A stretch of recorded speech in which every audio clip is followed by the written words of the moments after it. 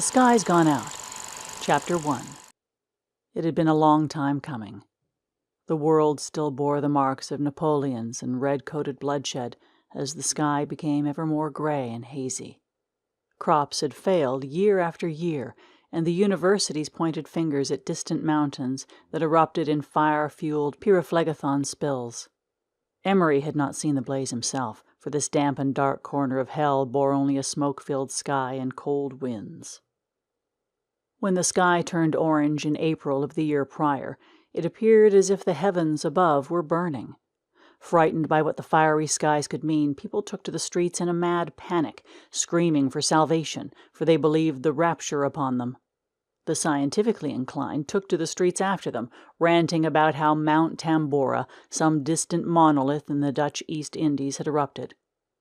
Emory merely stared at the turbulent remains of the sky, imagining it was the reflection of flames in faraway lands. This new world saw red horizons and summer snowfall even after the fires had gone out. Then it was only darkness, for ash choked out every last drop of sunlight. Yet even before the ash fell, before 1816 was the year of the darkness, before the flames, the world was shivering and starving. When Emory was a child, the skies were brighter, the weather warmer, and while he was still worried over food, it was nothing like it was now. In a summer without the sun, there could be no crops. Flooding and winter that came early and never ended stole away more and more lives. Starving people rioted in the streets, for they could not even afford the oats reserved for animals.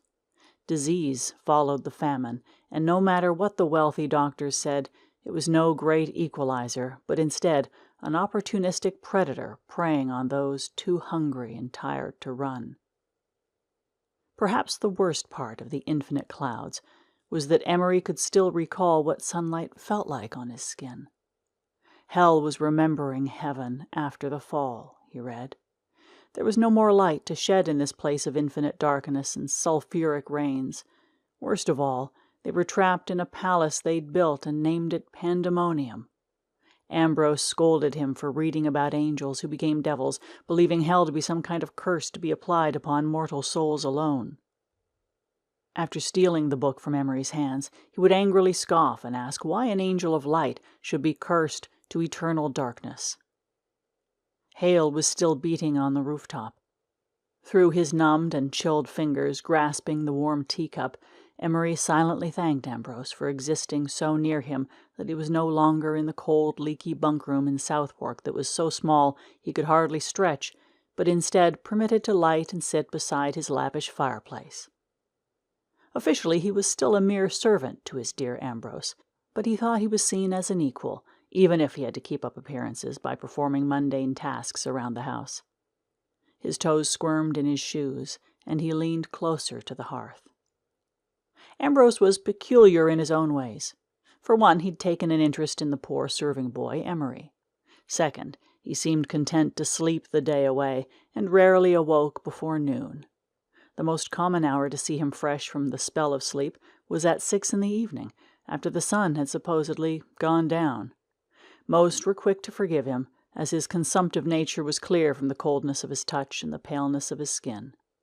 Occasionally, when his mouth was red with arterial blood from coughing fits, he still seemed very much vibrant with life, despite his sickness, and Emory believed he would make a full recovery. At balls, which Ambrose had been occasionally known to host or attend, despite his waning health, he had a wandering eye and a tendency to chase all the brightly colored skirts that swirled around him. However, he was not in the habit of listening to and exchanging tales with the guests, and didn't care for every little detail regarding their lives and the people they knew. This was endlessly frustrating to any woman who was charmed after he obliged them a dance, for they could never convince him their words were worth his time. Emory would always have to hide a knowing grin as he poured yet another glass for someone who didn't even know his name. Despite his eye occasionally catching on another, Ambrose's heart belonged to him and him alone. The hail had come to a stop, and everything was quiet. In the silence he heard footsteps, the uneven dragging of Ambrose's half-asleep feet. His hair stuck up in the front as his front half hung forward. "Good afternoon, sunshine," Emory greeted cheerfully. "What's so good about it?" Ambrose hissed, collapsing on the sofa beside him and crawling up to him so he could rest his head on Emory's lap. Emory had to suppress a laugh. Oh, how the delicate disaster, the ever-alluring and romantic Lord Ambrose Aphelion. Known for sternness, handsome face, and seemingly perpetual bachelorship, despite the endless attempts of courtship flung at his feet and the hearts he so carelessly shattered that followed in his wake, was so terribly sweet in private. Stroking his golden curls, Emory was reminded of a beloved house-cat. "Well, you're awake early for one," he said, pressing a kiss to his temple, and the hail stopped. "It's cold," Ambrose whined. "Why is it always cold?" Emory sighed as he toyed with his hair. "That's why we have a fire." "Not nearly enough of it. We should burn the whole city down to warm our feet," he muttered, hiding his face in Emory's shirt. "Where would we live, then?" he laughed. "Somewhere warm," Ambrose said, trailing off with fluttering eyelids. "Somewhere in the country where we can provide you with some clean air," murmured Emory, kissing his cold forehead. "I worry this city will be the death of you." "You would worry about that," he muttered. "The countryside north of here is nothing but the stench of cattle farms and tanning factories. Hardly an improvement, in my opinion." "Somewhere else, then," Emory said. "Far away from all this." Where, he knew not. He'd never ventured beyond the city.